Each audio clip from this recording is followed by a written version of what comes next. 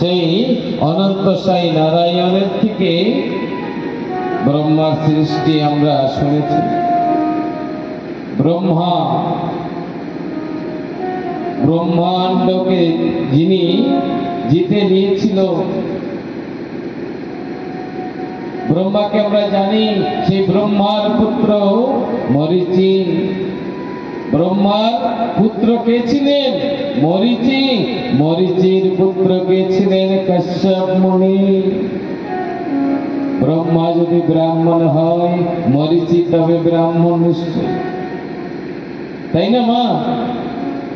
মরীচি পুত্র কাশ্যপ মুনি, তিনিও ব্রাহ্মণ ছিলেন। আমাদের পূর্বজ কারা ছিলেন জেনে নেন, জানতে হবে।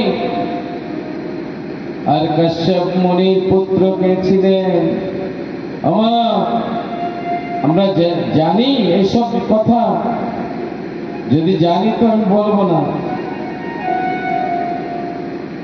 কাশ্যপ মুনির সন্তান কে ছিলেন?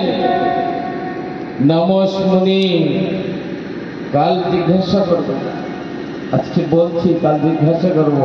নমস মুনির দুই পুত্র ছিল, উলুরবান আর কীর্তিবান। ব্রাহ্মণ পুত্র, খুব অল্প বয়সে, ছোট শহর থেকে দুই ভাই জঙ্গলে বনে চলে গেলেন শ্রীহরির ধ্যান করতে। সেখানে ধ্যানে মগ্ন হয়ে গেলেন।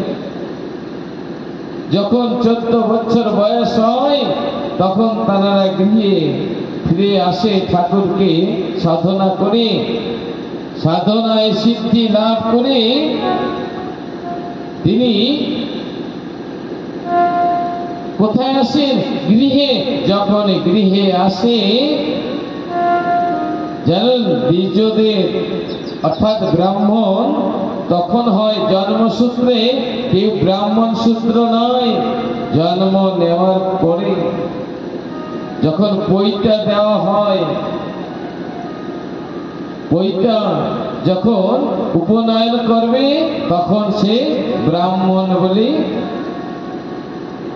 বিচার হবে, আমরা জানবো ব্রাহ্মণ। তাই পৈতার সময় যখন পেরিয়ে যায়, ওই দুই ভাইকে, কীর্তিবান আর উলুরবান, দুইজনকে বঞ্চিত করা হলো ব্রাহ্মণ সমাজ থেকে। তখন ব্রাহ্মণ সমাজ কি কঠোর ছিলেন জানেন? ব্রাহ্মণ সমাজ উচ্চ বর্ণের, উচ্চ সম্প্রদায়ের মানুষেরা কিছু নিচু জাতিদের পিষে মারতেন। নির্যাতিত নিষ্পেষিত মানুষদের সবসময় নির্যাতন দিতেন, যন্ত্রণা দিতেন। আমার পূর্বজ তানারা কত নির্যাতন সয়েছেন, আজ আমরা সুন্দরভাবে আজকে জীবন যাপন করতে পারছি। কিন্তু আমাদের পূর্বে যারা ছিলেন, তারা এই যন্ত্রণা কিন্তু ভোগ করেছেন। তাই নমস মুনি কি করলেন? যখন শুনলেন যে ব্রাহ্মণ যারা, তারা কুল থেকে বর্জন করেছেন, বলছেন ব্রাহ্মণ সমাজে তোমাদের কোনো জায়গা হবে না। নিরুপায় হয়ে নমস মুনি তখন বনে গিয়ে কঠোর আরাধনা করলেন শ্রীহরি। বৈকুণ্ঠ থেকে আজ নমস মুনির আরাধনায় প্রসন্ন হয়ে ক্ষীরসাই সেই নারায়ণ প্রকট হলেন। বললেন, বৎস তুমি কেন স্মরণ করেছ? বলছে, হে হরি, তবু করুণা অপার। আমি কি এমন অপরাধ করেছি? এমন কি অপরাধ করেছি আমাকে ব্রাহ্মণ সমাজ থেকে বহিষ্কার করা হলো। কি অপরাধ ছিল? 14 বছর বয়স হয়েছে বলেই আমার পুত্রদ্বয়ের উপনয়ন করা হয়নি। ব্রাহ্মণেরা বলেছেন ব্রাহ্মণ সমাজে এদের কোনো স্থান হবে না। ব্রাহ্মণ সমাজ থেকে বহিষ্কার করা হলো। বলছেন শ্রীহরি বলছেন, ওরে না, নারী ভক্ত না, হয়তো তুমি জানো না, জন্মসূত্রে কেউ ব্রাহ্মণ হয় না, কর্মগুণ থাকা চাই। তোমার 2 পুত্রের কর্মগুণ আছে, তার শ্রেষ্ঠতা আছে। যদি ব্রাহ্মণ সমাজ তোমাকে বাদ দিয়ে থাকে তবে আমার কথা নাও, আমি একদিন নিজে তোমার কুলে আবির্ভাব হব, তোমার কুলে আসবো।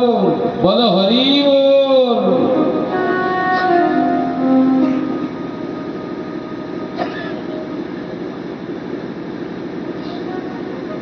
তাই তোমার জাতির নাম হবে একদিন নমশূদ্র, আর ওই নমশূদ্রের গৃহে আমি একদিন নিজে জন্মগ্রহণ করব। এ কথা বলেছেন।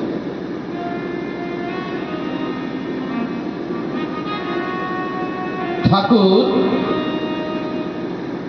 যশবন্ত বৈরাগীর কিছু পূর্ব ইতিহাস, যেটা না বললে নয়।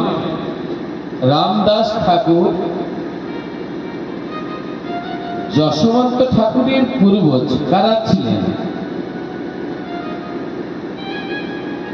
রামদাস ঠাকুর তিনি ছিলেন মৈথিলি ব্রাহ্মণ। তার পুত্র ছিলেন চন্দ্রমোহন, তিনি বিবাহ করেছিলেন। তিনি নমশূদ্রদের পাড়ায় যেতেন বলে ব্রাহ্মণেরা কন্যাদান করবেন না বলে দিচ্ছেন। চন্দ্রমোহন কি করলেন? আরে ওই নমশূদ্র যারা, নিচু মানুষ যারা, তারা কি মানুষ না? তারা কি সমাজে মিশতে পারবে না? আমি তাদের কাছে যাই বলে আমাকে ঘৃণা করা হচ্ছে। ব্রাহ্মণদের বলছেন লাগবে না, তোমাদের ঘরের কন্যাকে আমিও গ্রহণ করতে চাই না। তোমরা দিতে চাও না, শুনে রাখো, আমিও গ্রহণ করতে চাই না। যাদের ভিতরে উচ্চ নিচ মানুষে ভেদাভেদ, এক প্রকার নিষ্পেষিত নির্যাতিত মানুষের প্রতি এত অত্যাচার আমি সইতে পারবো না। কে বলছেন? চন্দ্রমোহন। তিনি নমশূদ্রের একটি কন্যা দেখে রাজলক্ষ্মীকে বিবাহ করেছিলেন। রাজলক্ষ্মী নামক এক সুন্দরী কন্যাকে তিনি স্ত্রী রূপে গ্রহণ করে নিয়েছিলেন। তো এমনি করে সুখদেব আসলেন। সুখদেব এসেছেন। কালিদাস, সুখদেবের পুত্র কালিদাস, কালিদাসের পুত্র নিধিরাম। এমনি করতে করতে বর্তমান যশবন্ত ঠাকুরের 5 পুত্র ছিলেন। কৃষ্ণদাস, হরিদাস, বৈষ্ণব দাস, গৌরী দাস, স্বরূপ দাস। 5 পুত্র ছিলেন। যশবন্তের কয় পুত্র ছিলেন? ওমা, কয় পুত্র? 5। নাম কি কি? কৃষ্ণদাস, হরিদাস, বৈষ্ণব দাস। তারপর বলো বলো, জোরে বলো।